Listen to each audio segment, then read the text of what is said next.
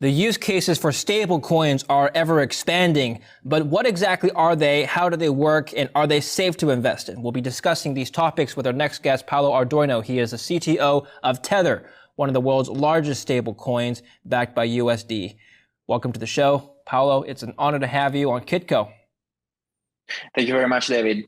It's my pleasure to be here today.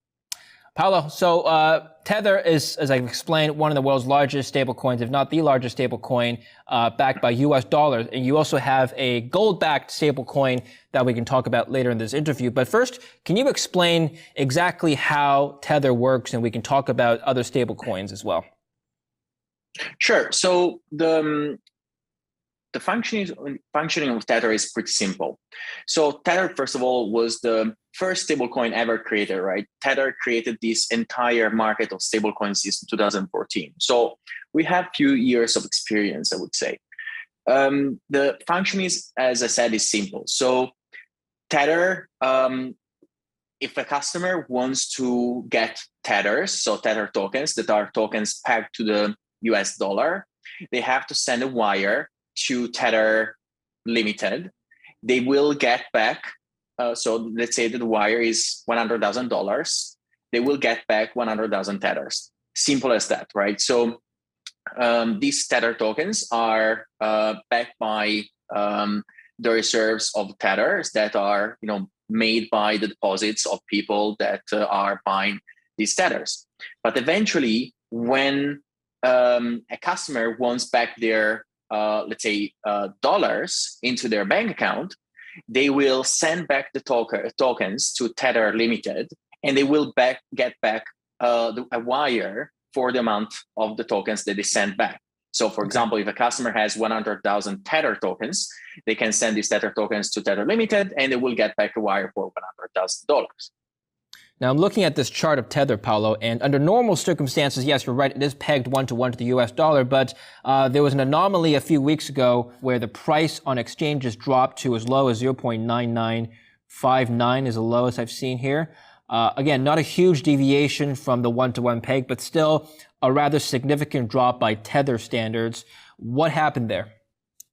Yeah, sure. So first of all, let's start with what happened a couple of weeks ago. So a couple of weeks ago, the entire crypto market was shaped by this Terra Luna situation. So that happened because a certain group of traders decided to attack the Terra Luna ecosystem, shorting Luna and creating a cascade situation that pegged the Terra UST stablecoin. That is an algorithmic stablecoin that is completely different from Tether. Yes.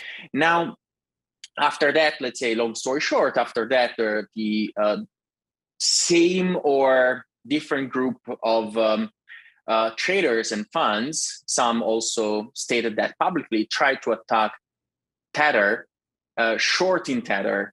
So when you refer to the peg of Tether, the Tether peg was not lost ever, because during all the time, all these weeks, Tether never refused a redemption, always honored redemptions at $1.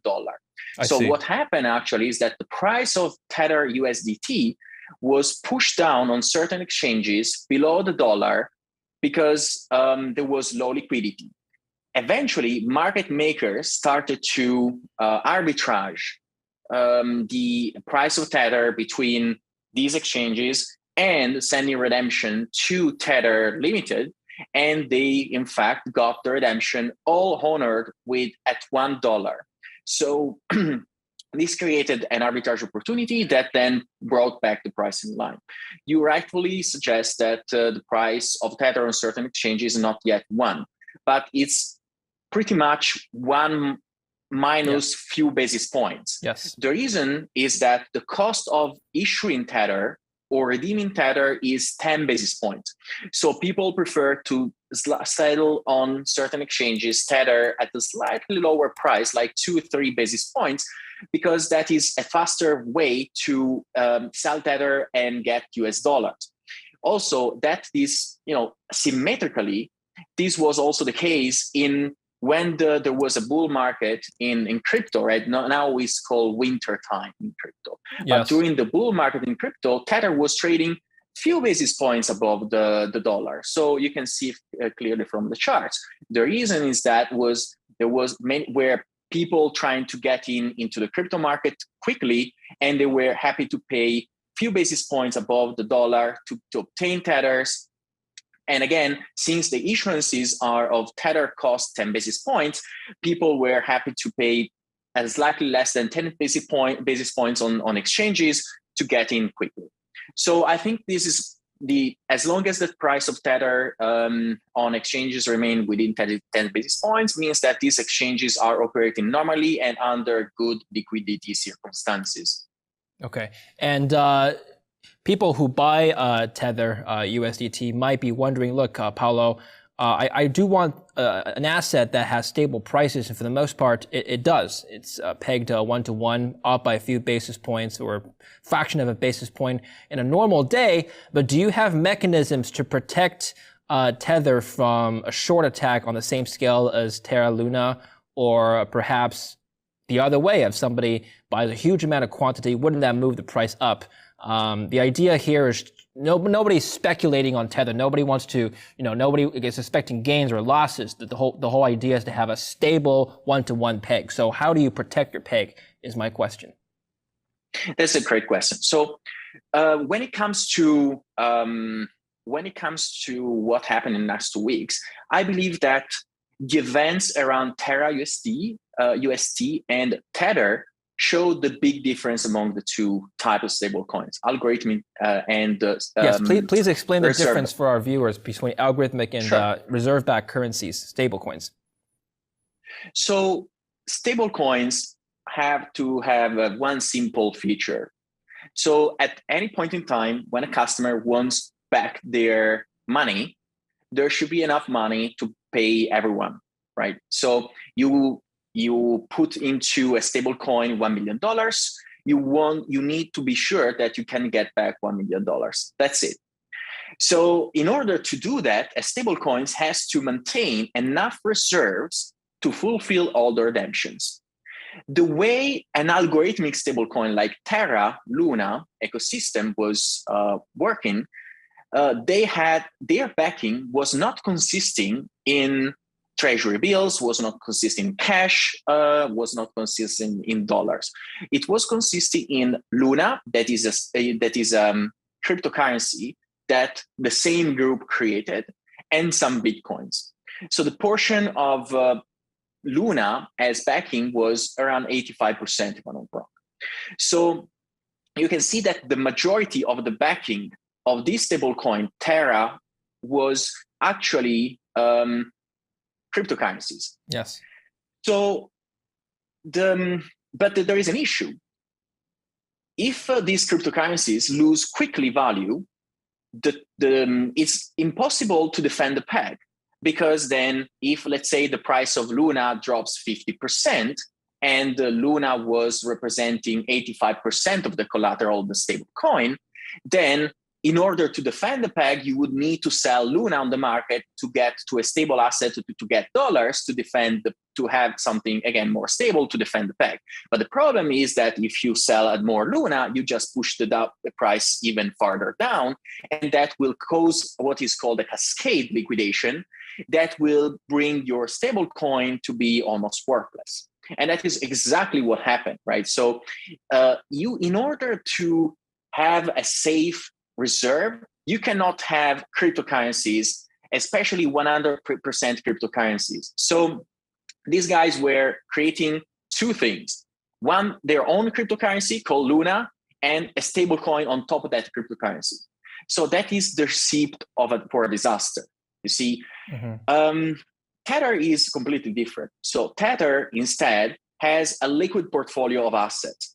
So we are now in a situation where the majority of the assets is actually US Treasury bills, right? Since Tether needs to maintain the peg with the dollar, it just makes sense that the portfolio of Tether is closely linked and following the dollar. So our portfolio of assets has US Treasuries, cash, bank deposits, and the famous commercial papers that, by the way, we are dismissing. In fact, in the last 6 months, the composition of portfolio, so the total size of the commercial paper went down from 40 billion to around 15 billion now, so 15 billion now, and is going even further down. So we apply really strict rules when it comes to risk management. Yes. And really importantly, we have, in the last 2 weeks, one important fact was showed when it comes to Tether. So we are the only stable coin, but even more so, one of the really, really few financial institutions, let's put it this way, right? We are not like a public financial institution, but you could consider us in a way an institution. We are one of these few companies that were able to pass with flying colors a bank run-like scenario, right? In 2008, there was this bank in Washington that suffered a bank run for 10% of their assets, and that went bankrupt, right? It was a bank, it was a regulated bank, right? And Tether, in just 48 hours, so in just less than 2 days, but let's say 48 hours, was able to redeem $7 billion of his assets to its customers without the blink of an eye, proving that Tether is extremely solid. It takes really seriously its risk management, has a portfolio that is extremely liquid, and also its banking partners are extremely efficient and safe, and also well respected. So for us, it's the best marketing pitch. It's not anymore about saying on paper that we are liquid, we are safe, we are, and so on and so forth. Yes. But we are one of those few groups that have, now the facts backing its word. That is quite rare in our ecosystem, but also in the traditional finance ecosystem. Yes. The question is always, what happens if you go to a bank and ask for a redemption of 10% of their total assets? And we have at least one historical proof that ended up that. Okay, perfect. Before I move on to your Tether Gold product, and we'll talk about stablecoins and CBDCs, very interesting topic. I have to do my job and question you on your reserves. Look, there's been rumors on the internet from market participants that Tether does not have enough US dollar reserves to actually back up the supply. So currently, there are 72.5 billion USDT of supply, depending on the day, depending on which site you look at. The market cap is around $72 billion. Does that mean, Paolo, that there's $72 billion of US dollars backing up the supply currently? So the portfolio of Tether is in dollars and dollar equivalent and other assets. So as we are showing on our transparency page, because this is really important, right? So this information is publicly available on our transparency page, is subject to attestation made by a third party. And also they are provided on a quarterly basis to the New York Attorney General, right? Mm-hmm. So there are multiple levels of scrutiny on these reserves. The majority, by the way, no institution, no bank can keep 72 billion, but even $1 billion in cash in a bank account. Mm-hmm. That's it, right? You need to have US treasuries. So you have to have like commercial papers and bank deposits, and you can have a little bit of cash. As the most important thing is that all these assets are tracking the dollar and they are liquid and they have a really short-term maturity. In fact, if you see from our last attestation, we decrease over time, over the last 8 months, we decrease the maturity of our assets from averaging 6 months to averaging less than 3 months. So that even in the worst case scenario, if we have to give back all the funds to our customers, that can be met through our high liquidity assets. Okay, so I'll give you a chance to explain what is happening with Tether over the last 6 months, because some people are still skeptical that its reserves claims are not accurate. So you've explained that you do have sufficient reserves, but how could you address this? So I'm reading this article here from Fortune, October in 2021. It says Tether will pay $41 million to settle allegations it lied in claiming its digital tokens were fully backed by fiat currencies, putting a major compliance headache behind the world's biggest issuer of stablecoins. Not my words. This is an article that came out a while ago about a lawsuit. Apparently, what happened there? Can you please explain what happened there? So that is referring to the CFTC case. So the CFTC case was checking in our reserves. And by the way, they didn't find that we weren't fully backed, but they suggested that the backing was not all in banks in bank account under Tether limited name. And there is a reason for that, and we explain also publicly that reason. So we are a crypto company. We are in crypto since 2014. And until 2018, for crypto companies of any size, of any country and jurisdictions, was really hard to maintain and have good banking relationships. The banking sector has been quite against crypto for a while. Now they are opening. From 2019 is a whole different story. And in fact, from 2019, the CFTC didn't have any findings in our operations. So as soon as we could find a safe banking that in fact we had, and we proved the solidity of this banking in the last weeks, right? We moved all the funds, all the backing into these banks. Before there were situations in which we were using third-party payment processors. So I think that we settled that matter. We put that behind us. And in fact, we are extremely confident. And again, we are providing all this information on a quarterly basis to our regulator. So we are really confident of our solidity. Okay, so moving on, let's talk about CBDCs. The world of CBDCs is ever expanding. The Federal Reserve is talking about issuing a Fed coin, where they're working on it. The Bank of Canada is collaborating with MIT to work on their own Canadian stablecoin, CBDC rather. The question is whether or not stablecoins and CBDCs can coexist, or whether or not they will be redundant with each other. What do you think? What's your take? So I think there is a lot of misconception around CBDCs, right? So of course, there are also fears from directly within the Congress about the fact that CBDCs can be used as an instrument of mass surveillance, right? So ultimately is up to the Congress and central banks do the right thing and use CBDCs as the natural upgrade of the interbanking settlement system. Right now, the banking system is based on rails, on technological rails dating 30 years. So they are really kept together with rubber and bands. So since 12 years, there is a much better technology that is called blockchain that has really important features. Like you can, you are actually have, one of the main important features is consistency. Everyone looks at the very same data, right? So you don't have hundreds of different databases, everyone with their own technology and showing different data. Actually, with blockchain, you have the beauty of having nodes that will synchronize among themselves, and there is a consensus mechanism that will guarantee that data is consistent across the entire network. So I see this as an important step for the banking industry to grow up and have a proper technological layer. I believe that that layer will and can replace really well all the ACH, SWIFT, and all the other type of wires that are now being used, still maintaining the same KYC, AML processes and so on and so forth. Yes. But from a technological perspective, is the right way to go. And I believe that is, from my understanding, that is one of the main use cases of CBDCs actually.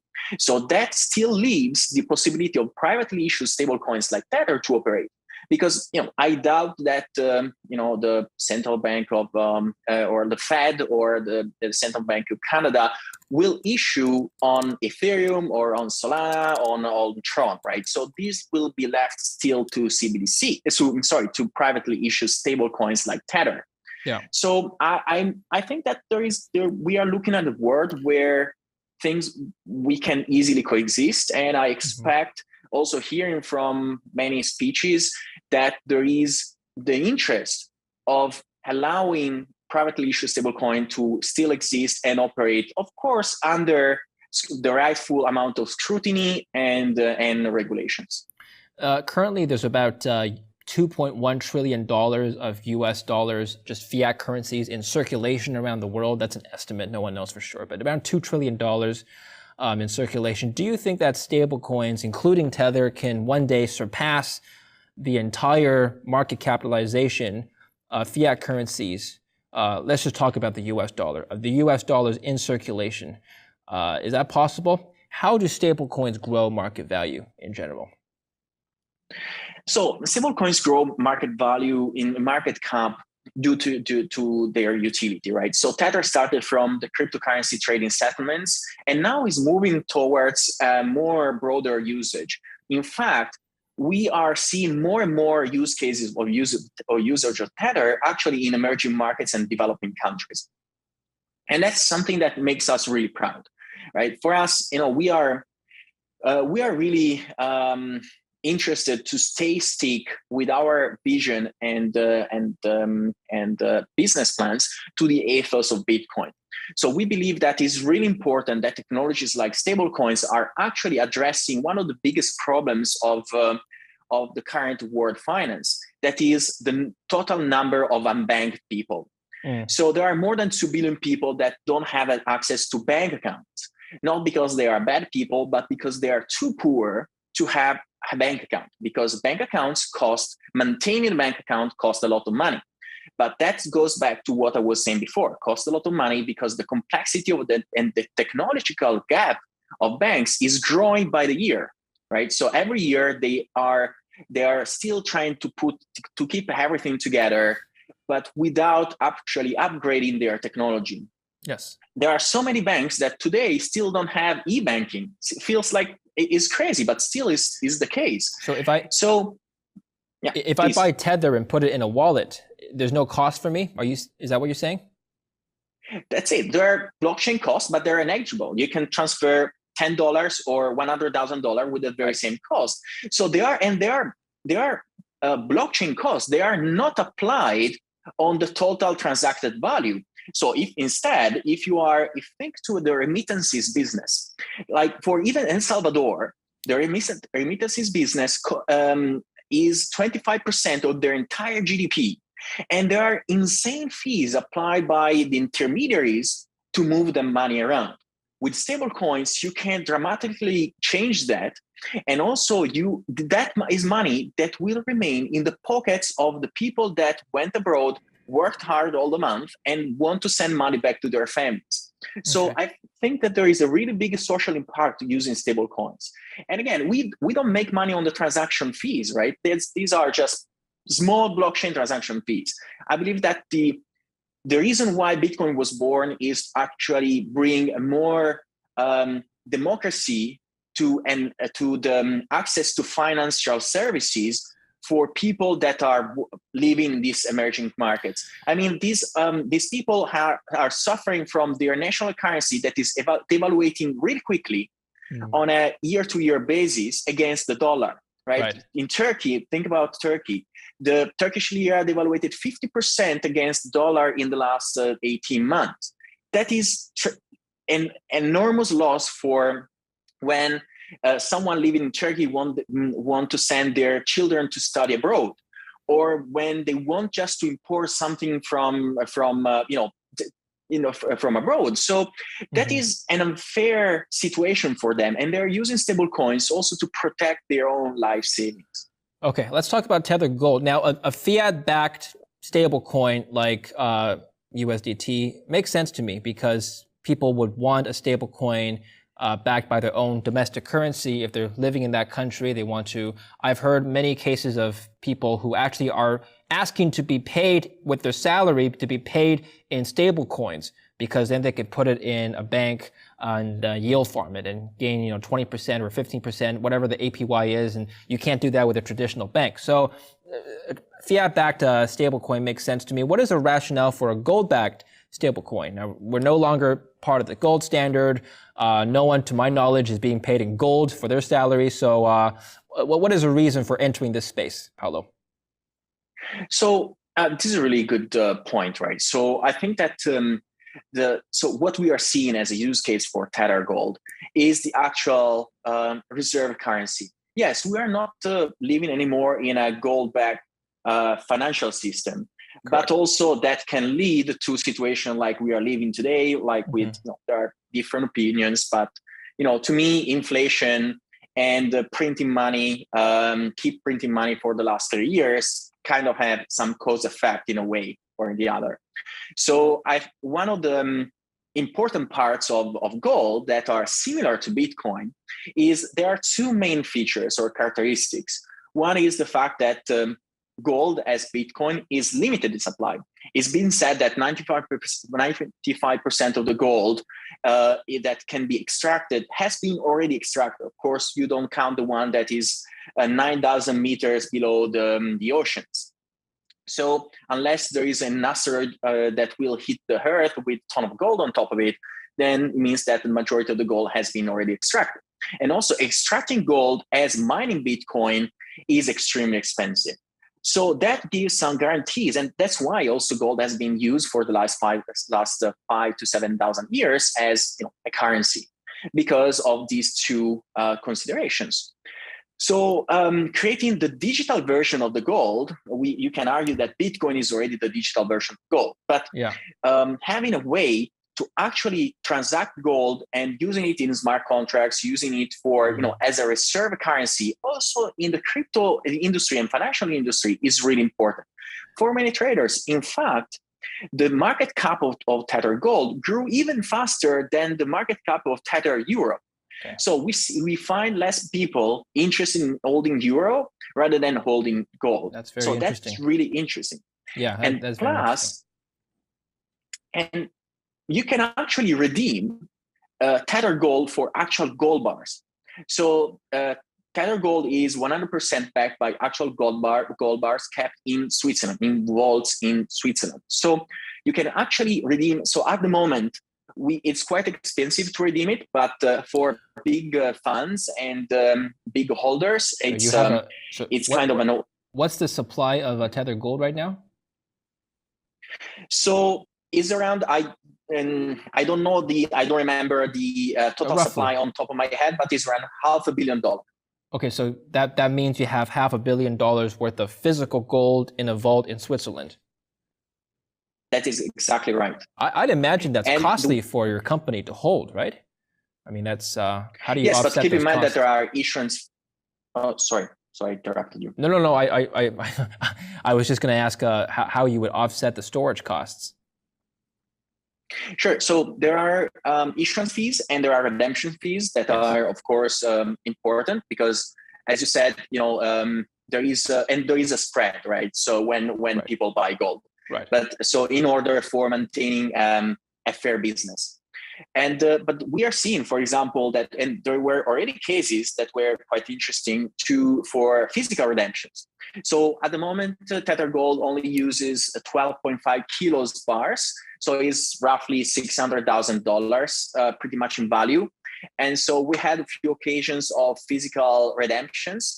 So, of course, physical redemptions can happen only in Switzerland. So we ship the gold bar only in Switzerland because, of course, the cost of protection security is really high. Then from Switzerland, anywhere else, the customer has to organize their own delivery. But also that includes the taxis and all the arrangements that they have to do in order to bring the gold in any other place in the world. So what if I buy amount of Tether Gold that's less than, I guess, 1 kilo of gold? Can I still redeem it? Well, we are. You can sell it on the markets, and there are open markets on different exchanges for Tether Gold. We are also structuring ourselves to reduce the bar size to keep also different types of bars. So that have half a kilo and kilo gold bars, so that at least we give a bit more flexibility to our customers. I have a final question for you. This is more philosophical, of course, but being in the crypto space, you hear this debate a lot: gold versus Bitcoin, which is a better store of value, which is a better, I guess, safe haven protection asset, which is a better. Is Bitcoin actually digital gold is another way to phrase the question. Where do you stand on this debate? So I love this question because I debated it quite a few times. So for me, gold and Bitcoin are not in competition. So for me, Bitcoin has already won. But the reason to have, I believe that Tether Gold is not in competition with Bitcoin, but is in competition with dollars. So dollars can be inflated because they can be printed by central banks. And on the other side, gold cannot. So for me, if you can imagine or you can argue that a trader that owns Bitcoin and want to wait on the sidelines can sell the Bitcoin or a portion of their Bitcoin for Tether Gold or for gold in general rather than dollars, because long-term might become a better hedge against inflation. So for me, Tether Gold and Bitcoin are complementary rather than in competition. Okay, great. Paolo, wonderful to speak with you. Thank you for talking about Tether and stablecoins. I look forward to having you on the show again. Thank you very much, David. And thank you for watching Kitco News. I'm David Lin. Stay tuned for more, and don't forget to subscribe to our YouTube channel.